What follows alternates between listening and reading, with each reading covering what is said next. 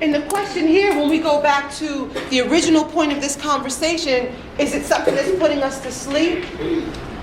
Or is it something that is motivating and inspiring us and keeping us awake? Let me get like 2 more examples. Think about what culture produces when you start to look at items. The drum, write it down. Perfect, that's what I'm talking about. That's the direction that we want to start to go. And if you are able to make a connection between the physical body of culture and how that starts to connect to these man-made things, you start to see that there's a connection that requires thinking, that requires action, that requires movement. Somebody give me one more, just one more. What about this? When you look here, then you look here, then you look here, then you go here, here, here, and here, here, here, here, and here. What is that? That's hieroglyphic. It's a hieroglyphic, and we'll do a quick game of fill in the blank. It ends with an H. Who knows it? 1, 2, 3 letters in front of it. Think about it. Ends with an H. What's this letter right here? Throw a letter out, anybody. N. So you're 50% there. So you need an N. What's here or here? So inevitably, what will go here?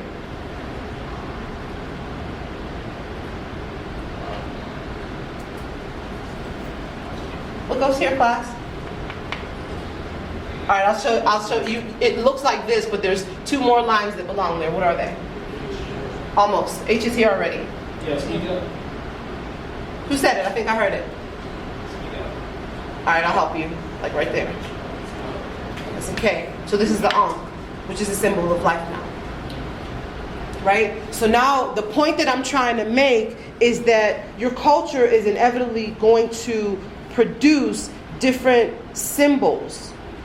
That when the head becomes so consumed, it's going to need images and the imagination to grow so that they can keep up with everything that the culture is going to produce.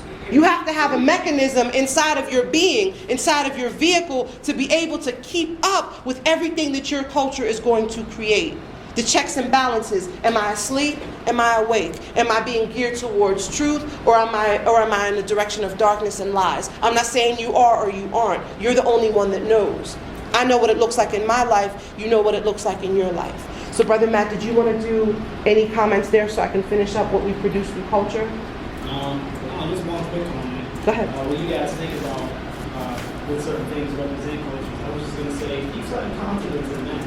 Like, for example, anytime I think of China, I think of the yin yang symbol. I think it's one of the highest things that they have brought to you. I'm trying to think about the balance of masculine and feminine energy, positive and negative energy, how that one philosophy has just poured into certain medicines, certain Tai Chi movements, and even how we have martial arts. How you're supposed to be very martial, which is a masculine thing, but also to add some arts in that, which is very feminine aspect. So it's funny how the whole yin yang symbol came a whole range of ideas. And a symbol actually can do something a word can't do. A symbol can make whole philosophies on one thing. You can say a whole lot with just a McDonald's symbol. You know what it means. You know where to go. You know what it, And again, that's the direction that your body takes you. A word cannot do that. A word is just a word. A symbol, this makes brotherhoods and societies and outfits and signals and all the rest of that stuff. Some of y'all go like this, y'all know what that means. My little kids, every time I want them to be quiet. Like that. Symbols are powerful. Furthermore, when you start to look at and remember, I'm asking you to put a check mark or a star by what you're really connecting with and what you really understand, because you need to come up here and teach us back too. It doesn't have to be as extensive as what it is that we're doing, but I want to hear your voice. I respect you listening and observing and all those other things, but I want to give you the opportunity to teach back. However, when we look at what culture produces, let's think for a moment about, Brother Matt, if you could go to by what culture produces, let's talk briefly about nations and societies. Can we do that for a second? You know, people's greatness didn't just come out of it comes from God, of course, and it comes from the inspiration that their motivation and their state of alertness to what's going on brings them. But let's talk about how cultures produce nations and societies. They do. And you're either going to be connected to them or they're not. No one's saying that you have to go. It's not like the army where somebody's recruiting you and saying you must be here, you must fight, you must fly this flag for us or wave this banner for us. But the reality is you look at a nation like the Nation of Islam, for example. You look at the Aser Oset Society, which is a group of people that study ancient Kemet. You look at the Rastafarian brothers and sisters. You look at the Buddhist brothers and sisters. You look at our Christian brothers and sisters that all belong to something now. The root of it is a culture. The root of it now is that I'm motivated, I'm inspired, my head is open, I have images, I have symbols, my imagination is at work. Now I want to embrace something. I want to be a part of something now. I'm connected to something now that's going to keep me centered, that's going to keep me balanced, and that's going to drive me in a direction of action and activity. That's what culture does. It produces. Or, if you add one more, Brother Matt, think about laws and systems. You start now to think about laws and systems. Now, the body is starting to have some direction now. It's not just a physical vessel with no means to control itself, to regulate itself, to inform itself. Through culture and what culture produces, you're starting to give structure to your thinking now. You're starting to give structure to what you embrace through laws and systems. And you're the only one that knows what that looks like in your life, though. I know what it looks like in my life. I know what I will do. And I know what I will emphatically not do. And 9 times out of 10, it's because of the way that I'm responding to my state of alertness or my state of sluggishness and feeling lethargic, like I have no energy to even do anything. But let's make it even more physical than that. Let's talk about now that a culture was able to produce nations, societies, laws, and systems, now we can start to look at what it does for the people. Can we just talk for a moment about the fact that societies produce, if you're a Muslim person, what may be called an imam, spelled I-M-A-M, if I'm not mistaken, Brother Mike? Now you have imams. Now you have, write that down, Brother Matt, they need that. They need to know that. Because now that your culture has produced something, people now start to have a role through culture. Or if you're in a traditional African spiritual culture, now you have priests and priestesses. I'm just trying to give you examples so that there's not one big abstract unknown like, well, I don't know. The time of shrugging your shoulders is over. None of us, no person of color can do that anymore. None of us can even act like we don't know, or act like we're not thinking, or acting like we're not embracing something, or acting like we're not balanced, or acting like we're not going somewhere. We just don't have the luxury to do that at this time. None of us. Or, let's take it one step further. This is where your sages come from. I know at least one person in this room, and if y'all gonna act shy and act like you don't, somebody here read their horoscope today, or yesterday, or in 2011. You know you did. You know you connect with whether you're a Pisces or a Sagittarius or a Leo or whatever. That's because there's an urge inside of you now for your culture to inform you who you are and what you are, and most importantly, what your destiny is. And when I'm talking about destiny, I'm talking about what you were born on this earth to do. What you came to fulfill with the help of your what? Your head, your arms, your back, your legs, what your culture produces, and all of these other things. Or even prophets, ministers, whatever you want to call them, leaders. It's all symbolic to now your culture is starting to inform you now. You're starting to have a sense of direction so that it's not like, I don't know. Because a person that doesn't know doesn't care usually. That darkness takes you to a place of, if I don't know, I don't care. So let's do a quick review. We're literally saying, so if none of us in this room knew what culture was, if none of us knew what it behaved like, if none of us knew what it was supposed to do, first and foremost, to your younger brothers and sisters, your nieces, your nephews, your cousins, tell them it has its own body. It has its own mechanism. If it wasn't for my legs, I wouldn't be able to stand in front of you and talk to you right now. If it wasn't for my head and the images that I hold inside of my head right now, I'd have nothing of substance to say to you or share with you. But then what starts to happen here is people start to get like this urge.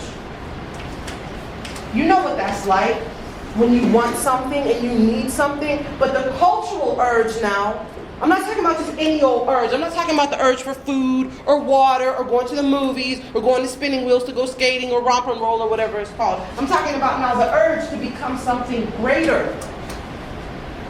This is why your society has imams and priests and priestesses and sages and prophets and leaders and teachers and presidents and things like that. Now something is starting to be created. That's how great your people are. Brother Matt, before I move on. And what else my train of thought, listening to you. Good. That means I'm doing a good job. Culture is a way of life.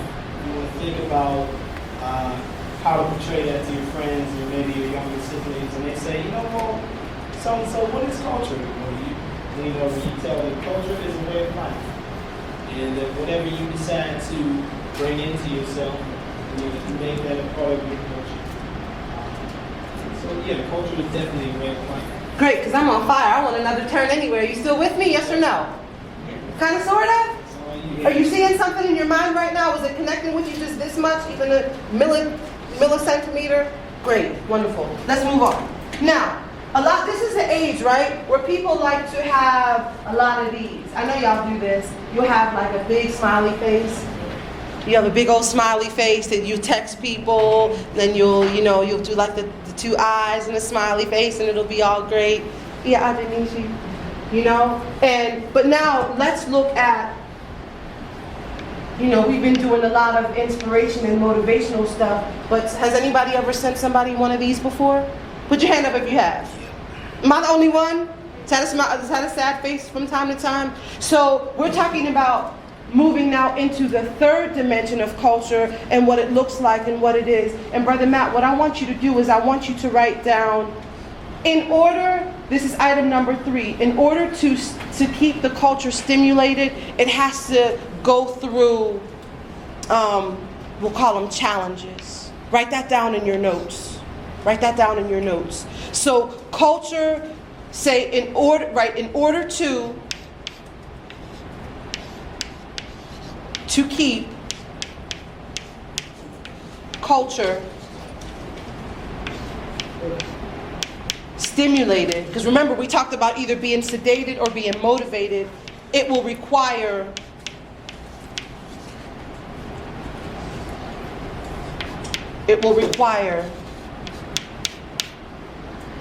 a hardship.